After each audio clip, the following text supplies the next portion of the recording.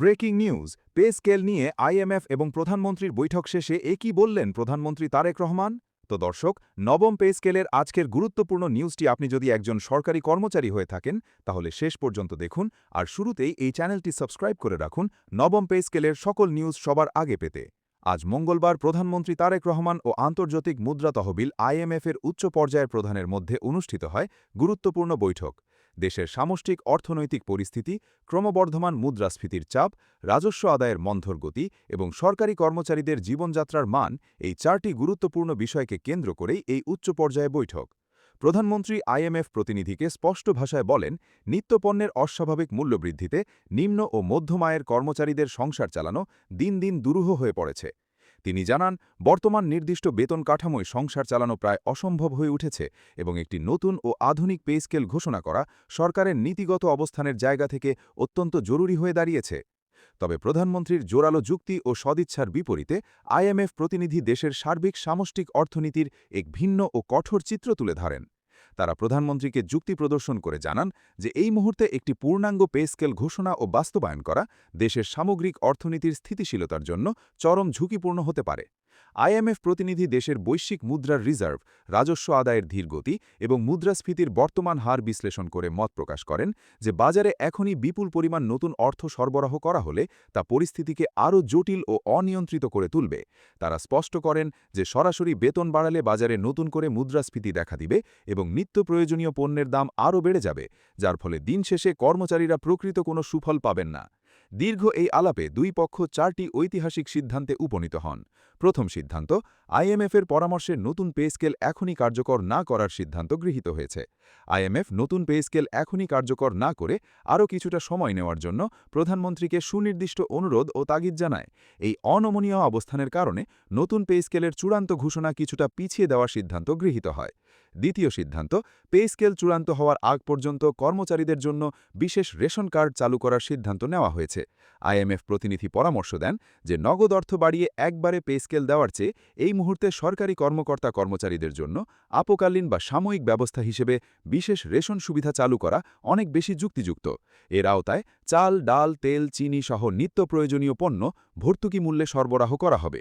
প্রধানমন্ত্রী আইএমএফের এই দূরদর্শী পরামর্শকে অত্যন্ত গুরুত্বের সাথে বিবেচনা করেন এবং পে স্কেল চূড়ান্তভাবে কার্যকর হওয়ার পূর্ববর্তী সময় পর্যন্ত এই বিশেষ রেশন সুবিধা চালুর বিষয়ে নীতিগতভাবে সম্মত হয়েছেন। তো দর্শক, ভিডিওটির এই মুহূর্ত পর্যন্ত যারা দেখছেন তারা চ্যানেলটি সাবস্ক্রাইব করে রাখুন নবম পে স্কেলের সকল নিউজ সবার আগে পেতে।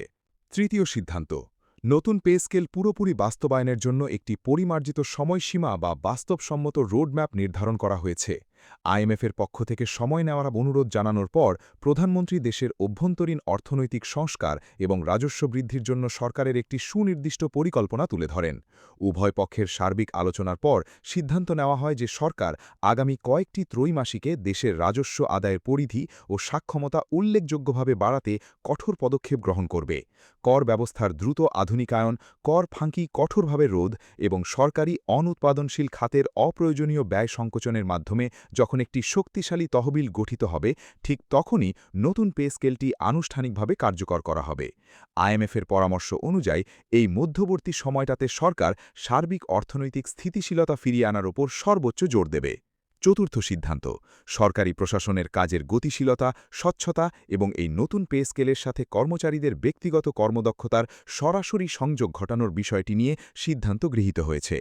আইএমএফ প্রতিনিধিরা স্পষ্ট করে বলেছেন যে ভবিষ্যতে যখনই নতুন পে স্কেল বাস্তবায়ন করা হোক না কেন, তা যেন শুধু ঢালাও কোনো বেতন বৃদ্ধি না হয়।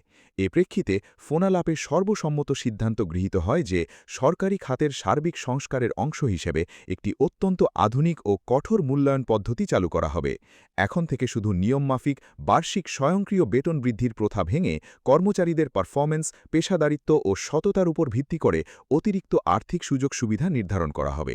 প্রধানমন্ত্রী তারেক রহমান এ বিষয়ে নিশ্চিত করেন যে যারা কর্মক্ষেত্রে বিশেষ অবদান রাখবেন এবং সততার সাথে দ্রুত নাগরিক সেবা নিশ্চিত করবেন, নতুন পে স্কেলের কাঠামোতে তাদের জন্য বিশেষ ইনক্রিমেন্ট ও দ্রুত পদোন্নতির বিষয়ে পথ খোলা রাখা হবে।